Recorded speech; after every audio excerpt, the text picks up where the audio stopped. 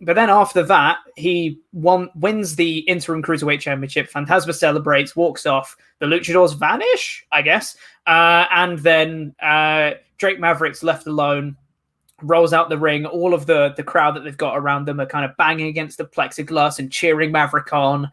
It was really well done, honestly. Like, I could feel the emotion from it. Maverick's such a great actor as well. Could totally, see. I don't know whether this was a shoot or not.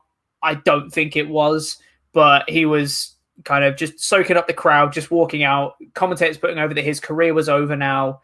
And as he's walking up the ramp, Triple H comes out, gives him a hug, hands him a contract, and then they just sign it there and then. Maverick starts crying, holds up the contract, gives Triple H another hug, and Triple H kind of holds up Maverick's hand, and he celebrates with the contract to end the show. Tell you what, though, bloody hope it wasn't a shoot, because he didn't read that contract. Never sign a contract you haven't read. Triple H could have put anything in that contract, being like, "Well, true.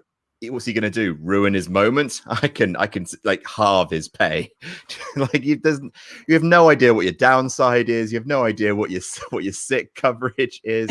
Like, they could have royally screwed Drake Maverick with that contract. So yeah, almost certainly not a shoot moment, but like, so it's tricky, right? We've been arguing. I not necessarily arguing, because I think we're both on the same page about this.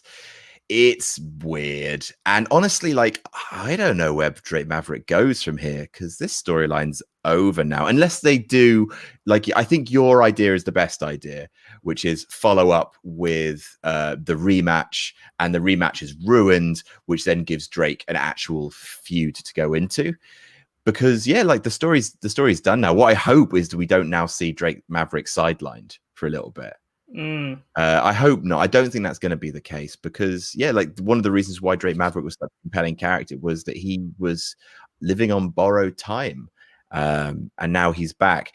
Like, it's uncomfortable, because what we could do is we could talk forever into like, at what point was he re-signed? Was he always re-signed? Was this just a long con from the outset? I get that, because there is like this pervading feeling of like, it's uncomfortable.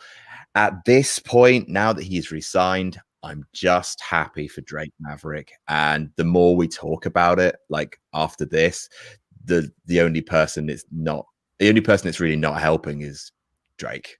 Like, what the last thing I want is for people to just be talking about this angle the further he gets into his restarted WWE career.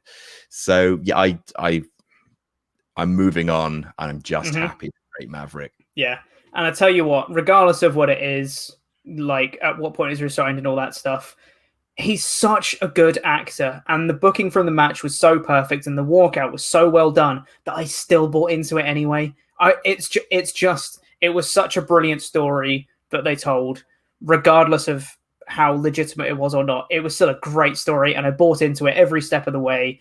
I love Drake Maverick as a character now. I think from here, he just has to continue just being the ultimate underdog. He's got to be the Johnny Gargano of NXT. Now that Johnny Gargano isn't Johnny Gargano anymore, I think he can step into that shoes. Not necessarily saying he should be, in the main events and all that stuff, but that kind of just pure-hearted, never say die babyface. I think that's Drake Maverick from here on out, hopefully. But regardless, I thought it was bloody great, and it was a really nice way to end off the episode. Despite the Phantasma winning the title, it was still great to have, and Maverick gets the last laugh because he's got the contract, which was it was great. WWE, man, they book tournaments really well. Like, it's one of their things that they just know how to do, especially NXT. They like, sometimes they overcomplicate things, like the Jeff Hardy stuff on SmackDown, maybe not so much, but like every NXT tournament I've seen, like the Cruiserweight Classic, Mae Young Classic, like they found a way to create a tournament with so many winners, like just in one tournament. Like, we saw earlier in the night, Tony Nese and Swerve Scott and Jack Gallagher are all doing a thing now, which has been born out of this the tournament, because it was booked so well. Like, yeah, like both men won this match in the main event. both men did, because they emerged out of that match, both of them with hopefully a new trajectory, with something they've accomplished, and with their stock raised. So bloody well done. Exactly, and it was on the main event of NXT as well for the Cruiserweight Championship, which is great. I don't think it's main evented in NXT before, so awesome.